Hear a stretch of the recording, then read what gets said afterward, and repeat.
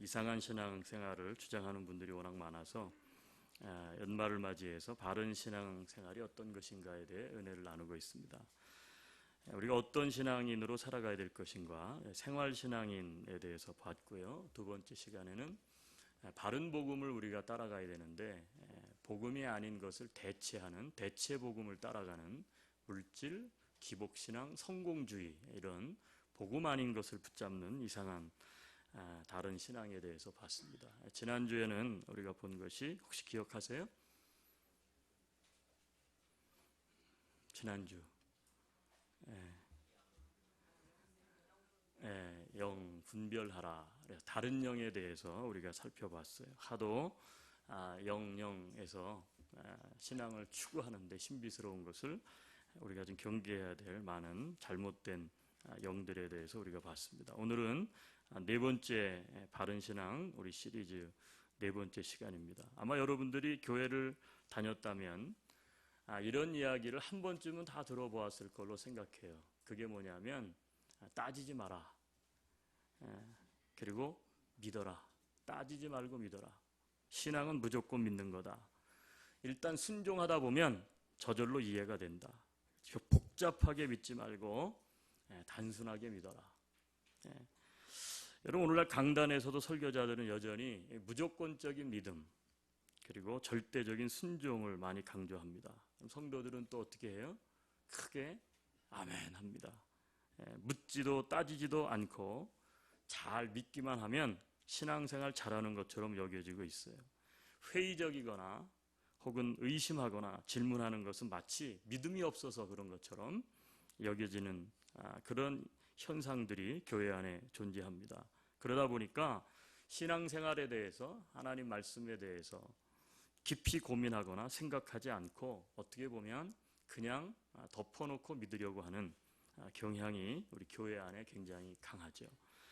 그리고 이해하지 않고 믿어지지 않는 신앙적인 고민이나 그러한 간격들은 소위 말하는 체험신앙으로 그것을 해결해 나가려고 합니다. 머리로 이해하면 안 되고 성령을 받고 그리고 성령을 체험하면 저절로 모든 것이 다 믿어진다, 이렇게 이해된다는 식의 그런 논리죠. 여러분, 이런 현상을 가리켜서 뭐라고 하느냐 하면 반지성주의다, 그렇게 이야기를 해요. 반지성주의. 여러분, 그렇다면 기독교 신앙에 있어서 반지성주의는 과연 성경적인 것일까요? 오늘 이 지성에 대한 문제를 우리가 오늘 말씀을 통해서 함께 좀 나누고 싶어요. 여러분, 교회 안에는 언제부턴가 알지 못하게 굉장히 뿌리 깊은 반지성주의가 자리 잡고 있어요. 한국교회는 제가 볼 때 반지성주의가 굉장히 강합니다. 그렇죠? 서구, 우리 유럽이나 북미에 있는 웨스턴 우리 크리스찬들은 이해를 할 수가 없죠. 그렇죠? 무조건 믿으라는 것 자체를 잘 이해를 하지 못해요. 서구 기독교에 또 반대가 있어요. 그건 뭐예요? 반체험주의가 있습니다. 반성령주의. 이게 양극이에요. 사실은 양극. 너무 많이 생각을 해. 합리적으로. 그렇죠? 서구 사람들은. 근데 동양 사람들은 너무 생각을 안 해요. 그리고 무조건 덮어놓고 믿으려고 하는, 어떻게 보면 균형이 맞지 않는 이런 현상들이 있어요. 우리는 다 서구 사람들이 아니기 때문에 제가 바른 신앙생활 가운데 우리가 바로잡아야 될 게 있다. 그건 뭐냐면 반지성주의. 우리 동양 사람들은 이게 과연 성경적이냐는 거예요. 여러분, 왜 교회 안에 반이성적, 반지성적 분위기가 팽배하게 되었을까요? 몇 가지 원인이 있다고 신학자들은 판단을 합니다. 첫째, 그게 뭐냐면 부흥운동 혹은 부흥집회의 영향이에요. 우리는 수많은 부흥집회를 통해서 하나님은 머리로 만나는 게 아니다, 하나님은 가슴으로 만나야 된다, 이런 말을 많이 들어왔어요. 일반적으로 부흥운동은 감성을 터치하는 게 굉장히 많아요. 부흥집회에서 가장 많이 다루어지는 요소가 뭐예요? 감정적인 것을 터치하는 요소예요.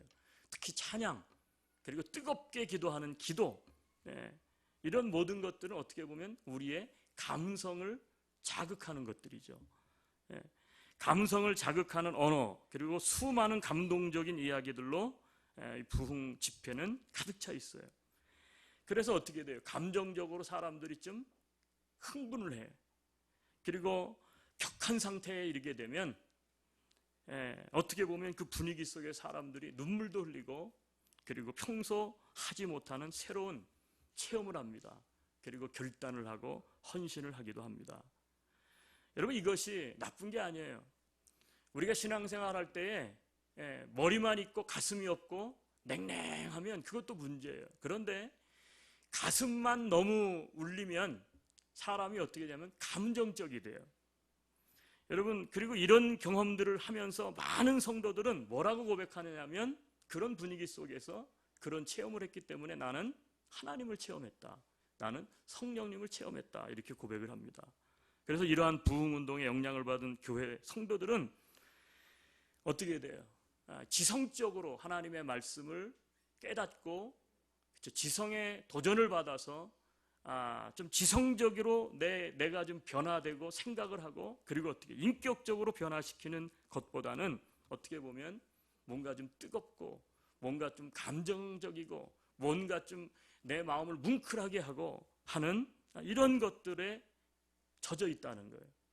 그러다 보니까 설교자들도 교회들도 그렇고 어떻게 돼요? 그런 요소로 많이 예배가 흘러가요. 많은 요소들이 그런 요소로 많이 이제 탈바꿈하기 시작을 해요. 여러분, 하지만 우리는 부흥의 뜨거움과 수많은 결단들이 채 몇 주도 되지 않아서 다시 원래의 상태로 돌아오는 것을 수없이 경험을 합니다. 그렇죠? 기도원 올라가서 당장 은혜 받을 때는 뭐 당장 뭐라도 이루어질 것처럼 뭐 은혜 받았다 그러고 성령 받았다 그러고 이야기를 하지만 집에 내려오면요, 일주일이 채 가시기 전에 언제 그랬냐는 듯이 모든 것이 다 사라져 버려요. 그때 집회에서 엄청난 결단을 하고 새 사람이 되기로 작정을 했는데 한 달도 채 지나지 않아 다시 옛사람으로 돌아오는 까닭은 어디에 있습니까? 너무나 감정적으로 쉽게 결단을 하고 쉽게 반응을 하기 때문에 그런 거예요. 그래서 그런 말을 해요. 동양 사람들, 특히 한국 성도들은 부흥 집회를 하면은 아멘 소리가 뜨겁고, 그쵸, 주여 삼창 뜨겁고, 그리고 당장 그냥 예수님의 복음을 들고 아프리카로 달려나갈 것처럼 행동한다는 거예요. 그런데 안 가. 한국 사람들은 절대 안 가.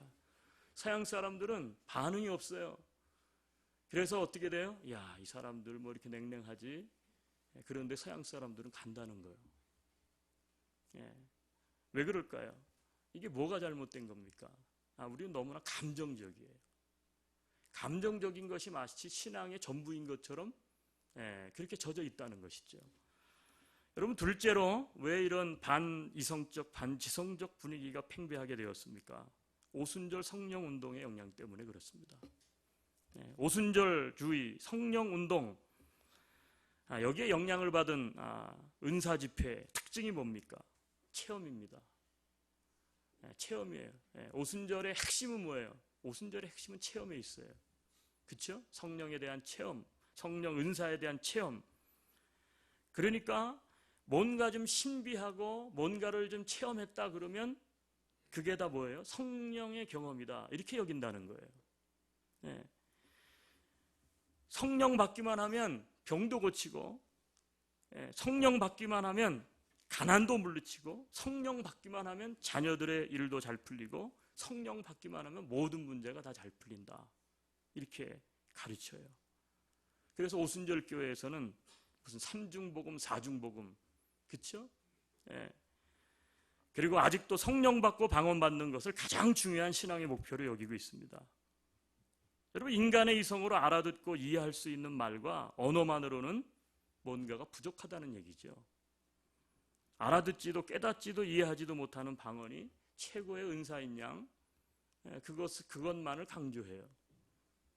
여러분, 우리는 오순절 교회나 순복음교회 출석하지 않습니다. 그런 교리를 무조건 인정하지 않죠. 무조건 생각 없이 우리는 다 그게 맞다 받아들이지 않아요.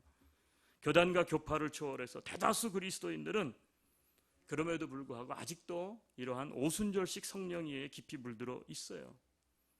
그러나 한번 생각을 해보죠. 성령은 어떤 신비한 체험과 능력을 주는 영입니까? 아니요. 여러분, 성령은 어떤 신비한 체험과 능력을 주는 영이기에 앞서서 성령은요, 진리의 영이십니다. 자, 성경을 한 군데 찾을게요. 자, 요한복음 16장 13절 14절.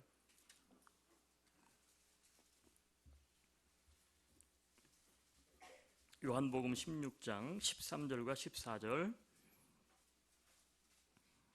앞에 스크린에도 있습니다. 같이 읽죠. 그러나 진리의 성령이 오시면 그가 너희를 모든 진리 가운데로 인도하시리니 그가 스스로 말하지 않고 오직 들은 것을 말하며 장래일을 너희에게 알게 하시리라. 그가 내 영광을 나타내리니 내 것을 가지고 너희에게, 여기서 내 것을 가지고 너희에게 알린다는 것은 성령님이 예수 그리스도의 것을 가지고 우리 믿는 신자들에게 알린다 그랬는데, 뭘 알린다 그랬어요? 진리를 가르쳐준 진리. 성령님의 특징은 뭐냐면 진리의 성령님이에요. 스스로 말하지 않는다 그랬어요. 성령님이 오직 들은 것을 말한다. 즉 예수님을 말한다는 거예요. 예수 그리스도를 증거하는, 하나님의 말씀을 증거하는 게 성령의 가장 주된 사명이에요. 성령은 지정의를 갖추신 매우 인격적이신 하나님이시고 이 세상의 모든 지혜와 지식의 근원이신 진리의 영이시기 때문에 그래요. 따라서 성령은 인간의 이성이나 지식과 대립하는 것이 아니라 오히려 우리의 지성과 이성을 참된 진리로 이끌어주는 영이심을 우리는 기억해야 할 줄로 믿습니다. 셋째로, 왜 반지성주의, 반지식주의가 기독교 안에 팽배한가? 그것은요, 영성과 지성을 대립적인 것으로 이해하기 때문에 그래요. 오순절 성령운동이 강하게 일어나고 있을 때 교회 안에는 성령에 대해서 굉장히 관심이 많았어요. 그런데 요즘요, 성령운동이 시들해졌습니다. 그렇죠? 성령운동이 거의 없어졌어요. 그리고 요즘 새롭게 등장하고 있는 게 뭐예요? 영성이라는 거예요. 영성. 그래서 영성이 많이 강조되고 있어요. 영성은, 이 영성운동은 어떻게 보면 명상, 그렇죠? 그리고 어떤 영적인 수행을 통해서 어떻게 보면 하나님 앞에 더 다가갈 수 있다라고 가르치는 뭐 그런 얘기들인데, 물론 가치는 있어요. 하지만 합리적이고 지성적인 차원에서는 하나님을 만날 수 없고, 그것과 반대되는 영적, 신비적 차원에서만 하나님을 만날 수 있다고 생각하는 것은 잘못입니다. 성경적이지 않아요. 지성은 뭔가 저급하고 부족하고 차원이 낮은 것으로, 그리고 영성은 차원이 높은 것으로 그렇게 여겨요. 하지만 지성과 영성은 반대되는 개념이 결코 아니에요. 오히려 영성은 지성을 올바른 방향으로 이끌어가고, 올바른 영성 역시 그 중심에는 반드시 신학적인 지성을 내포하고 있는 거예요. 여러분, 요한복음 4장 24절 찾지 않으셔도 돼요. 한번 띄워주시겠어요? 한번 같이 읽습니다. 하나님은 영이시니 예배하는 자가, 하나님은 우리 눈에 보이지 않는 영이시죠. 하나님은 영이에요. 근데 예배를 할 때 우리가 뭘로 예배하라고요? 영으로 예배하라 이렇게 얘기하지 않아요. 영과 진리로 하라는 거예요. 자, 정리해보면 이게 무슨 말입니까? 영과 진리가 되는 지성, 이성, 이것이 대립된 게 아니라는 거예요. 반대가 아니라는 거예요. 함께 가야 된다는 거죠. 그동안 교회 부흥운동, 성령운동, 영성운동의 영향을 받아서 우리가 가지고 있는 인간의 이성과 지성에 대해서 굉장히 부정적인 인식을 가지고 있습니다. 신앙생활은 머리가 아닌 가슴과 마음으로 하는 것이라는 오해가 강하게 자리 잡고 있어요. 그 결과 우리 신앙생활에서 지성과 감성과 의지의 균형보다는 감정이 차지하는 그 자리가, 그리고 그 영향력이 굉장히 클 때가 많았다는 거예요. 그러고 보니까 나타나는 게 뭐예요? 이게 한국교회 성도들은 생각 없이 그냥 맹목적으로 믿는다는 거예요. 그래서 예수님이 어떤 분인지 알고 싶어서 성도에게 물어보면 10년, 20년을 다녀도 예수 그리스도를 소개할 줄을 모르고 매일 하는 얘기가 뭐예요? 목사님에게 와보세요. 우리 목사님에게 와보세요. 이 얘기를 또 목사님들이 그렇게 가르쳐요. 그렇게 가르쳐요. 여러분, 그러나 우리가 믿는 하나님은 지정의를 갖추신 인격적인 하나님이심을 믿으시기 바랍니다. 여러분, 하나님의 형상으로 창조된 게 누구입니까?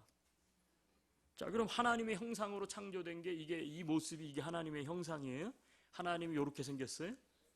여기서는 이미지예요. 원래 뜻은 우리의 말하는 이 외적인 것이 아니라 하나님의 이미지가 뭐냐는 거죠.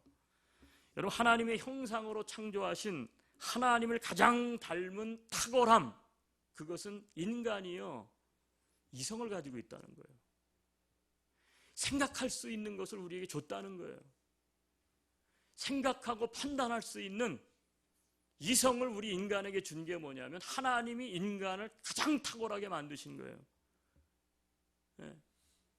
오늘 아침에 여러분 기르던 개가 좀 우울해 있었습니까?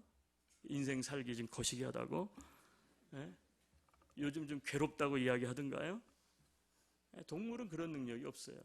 오직 인간만이 생각할 수가 있어요. 인간만이 지성을 갖고 있죠. 왜 그렇습니까? 하나님의 형상대로 만들어졌기 때문에 그래요.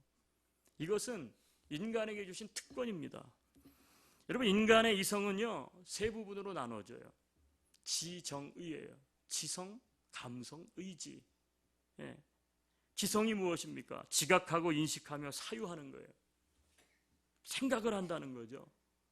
감성이 무엇입니까? 인지한 대상에 대해서 반응하고 느끼는 감정이에요. 그리고 의지는 뭐예요? 그에 따르는 결과를 실제로 나타내기 위해서 자발적으로 무언가를 선택하는, 그리고 행동하는 의지를 가지고 있다는 거예요. 이게 누구만 가지고 있냐? 인간만 가지고 있을 수 있어요.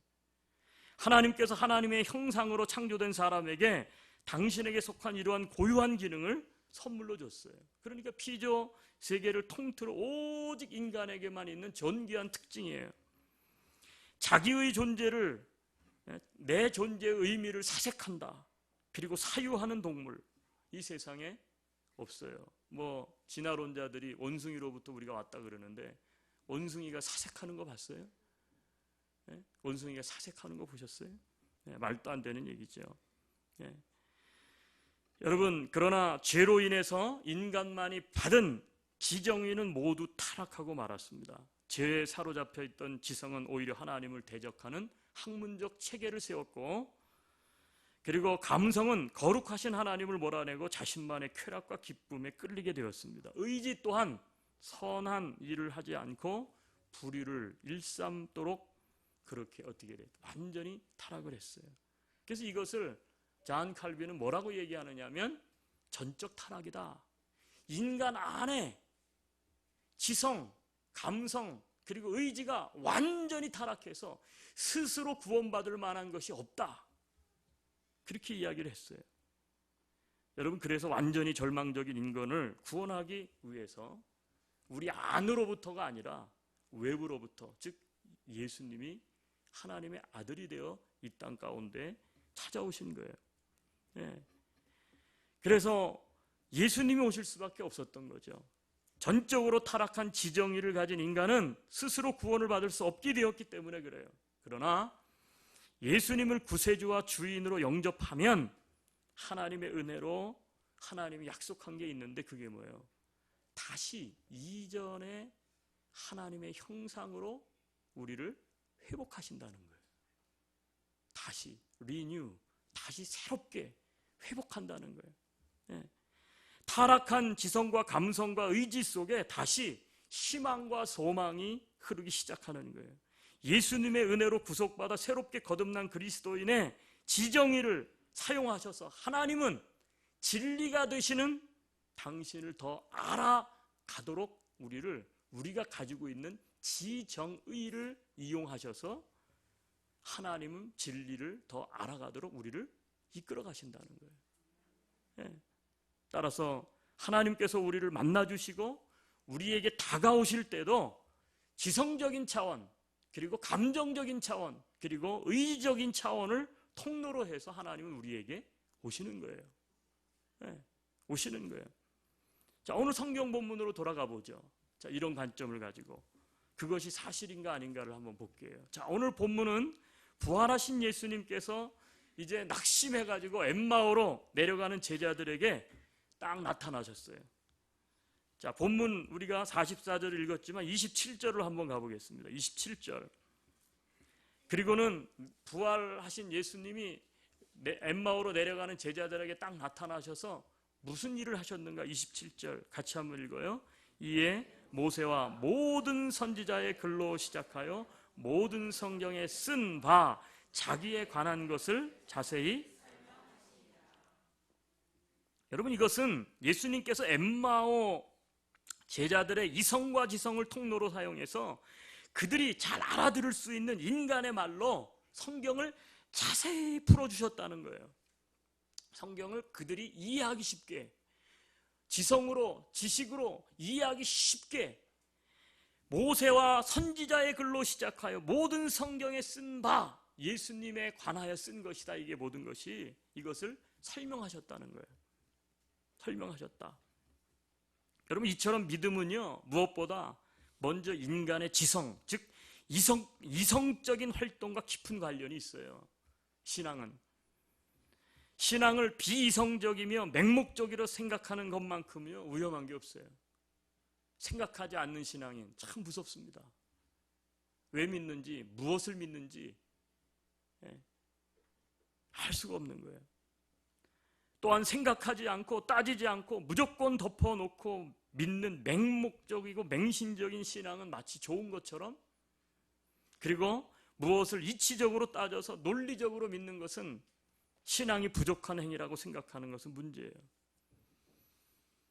여러분, 우리는 미신을 믿지 않아요. 왜요? 미신은 논리가 없어요. 미신은 생각할 게 없어요. 무조건 그냥 빌면 되는 거예요. 여러분, 미신과 우리가 믿는 기독교의 가장 큰 특징은 어디에 있습니까? 차이점은 우리는 진리가 되는 성경을 가지고 있다는 거예요. 다른 말로 말하면 경전이 있다 그래요. 경전. 미신의 경전이 있는 거 봤어요? 그런 거 없어요. 그냥 이유도 없이, 그쵸? 뭐만 하면 돼요? 굿하고 비나이다만 하면 되는 거예요. 근데 우리는 경전을 가지고 있어. 기독교는 경전이 뭐예요? 진리인 하나님의 말씀을 가지고 있는 거예요. 그럼 우리는 말씀을, 지혜를 가진 우리 인간이 지성적으로 어떻게 돼요? 연구하고 깨닫고 해서 바른 하나님을 추구하는 게 우리 기독교죠. 그런데 마치 무조건 덮어놓는 것, 무조건 그냥 믿는 것은 굉장히 신앙이 좋은 것이고, 뭔가를 이렇게 생각하고 사유하는 것은 마치 신앙이 없는 것처럼, 여러분, 이것은 성경에도 없는 얘기예요. 아마 유교적인 전통 속에서 우리가 자라나서 기독교도 그렇게 믿는 것 같아요. 여러분, 신앙은 무엇보다 하나님 말씀에 대해 생각하고, 하나님 말씀에 대해서 추리하고, 하나님 말씀을 분석하고 논증하는 게 뭐예요? 그게 신앙이에요. 그래서 구원받은 사람에게 있어서 가장 먼저 변화되는 것이 뭘까요? 그것은 지성입니다. 지성의 변화가 일어나야 가슴의 변화가 오는 거예요. 믿어지지 않는, 이게 막 그렇잖아요. 우리가 깨달아지죠. 우리 깨달은다. 깨달아지는 건 어디서 깨달아져요? 지성이거든요. 근데 깨달아지지 않는데 그냥 믿을 수 있어요? 안 믿어지는 거예요. 지성의 변화가 먼저 오고, 그 다음에 뭐가 와요? 감성의 변화가 오는 거죠. 하나님께서는 이해되지도 않고 깨달아지지도 않는 사실을 무조건 믿으라고 강요하시지 않아요. 하나님께서는 먼저 우리의 지성을 설득하십니다. 말씀을 통해서 우리의 지성을 설득해요. 우리의 이해를 깨우치는 방식으로 우리에게 역사를 해요. 그리고 그 후에 우리의 감정을 설득하세요. 그리고요, 우리의 의지로 하여금 행동하게 하세요. 왜? 우리는 지정의 가지고 있기 때문에. 자, 32절로 다시 가죠. 27절에 보니까 모세와 모든 선지자의 글로 시작하여 모든 성경에 쓴 바 자기에 관한 것을 자세히 설명해서 엠마오로 가는 제자들의 지성을 깨우쳤어요. 아, 이게 예수님이 구약부터 내려오는, 예수님이 그리스도시구나. 이제 머리로 아는 거예요. 그런데 32절 같이 한번 읽어요. 시작.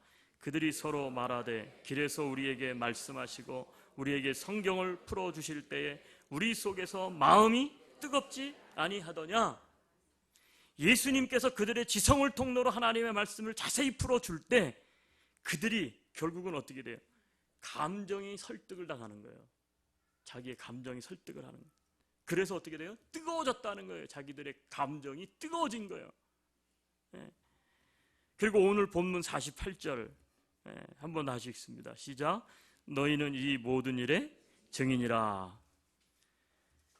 이후로 제자들은 부활하신 예수 그리스도의 이름을 증거하는 증인의 삶을 살았던 거예요. 여러분, 이처럼 예수님께서는 먼저 우리의 지성을 깨우쳐서 설득하십니다.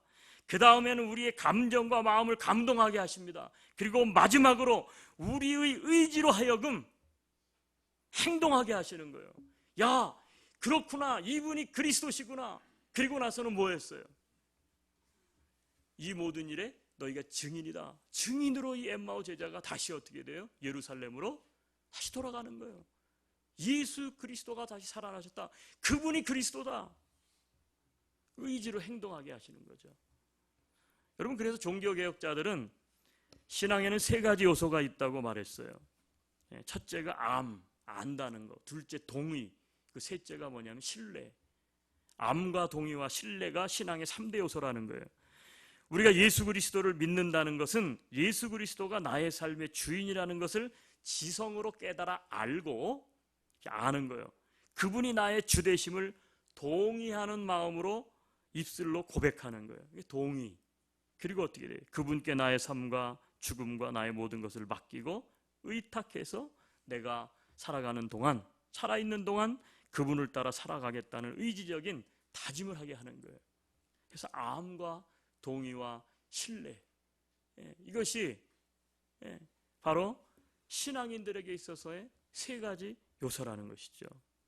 여러분, 이처럼 신앙생활에는 지성과 감정과 의지가 모두 개입이 되는 것입니다. 믿는다는 것은 단지 머리로만 이해하는 것은 아니에요. 지적으로 동의하는 것만은 아니에요. 지적으로 동의했지만 입술로 그 다음에 어떻게 해요? 마음으로 받아들여서 감정적으로, 그렇죠? 동의하는 것이 필요해요. 그 마음과 가슴의 감동만 그것도 아니에요. 그것을 또 넘어서야 돼요. 그리고 우리의 머리와 가슴과 손발이 모두 개입되는 행위다. 이것이 뭐예요? 암과 동의와 신뢰라고 하는 거예요. 지정의. 하나님은 지정의, 우리에게 주신 이것을 통해서 하나님은 우리에게 역사하시는 줄로 믿습니다. 사랑하는 여러분, 그동안 교회와 그리스도인들은 신앙의 감정적인 영적, 어떻게 보면 그리고 감성적인 영역에 극단적으로 치우쳐 있었어요. 그래서 집회와 모임 때마다 열정적으로 기도하고 눈물 흘려서 찬송을 부르고 목이 쉬도록 부르짖것만 예배당을 나와서는 아무런 삶의 변화와 돌이킴이 없는 거예요. 많은 그리스도인들이 자기 감정에 복받쳐서 눈물을 흘리고 그것으로 은혜 받았다라고 착각을 하기도 하고요.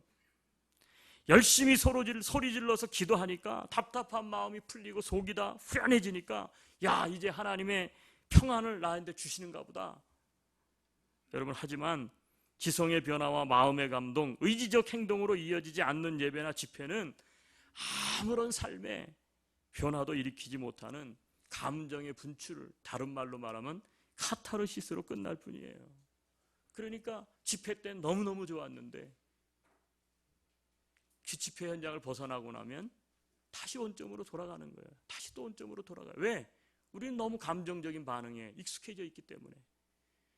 지성적으로 깨닫고 마음으로 감동을 받았으면 그 다음에는 의지를 통해서 삶 속에서 하나님이 원하시는 일을 해야 되는데 이게 세 가지가 균형 있게 발달되어 있지 않은 거예요.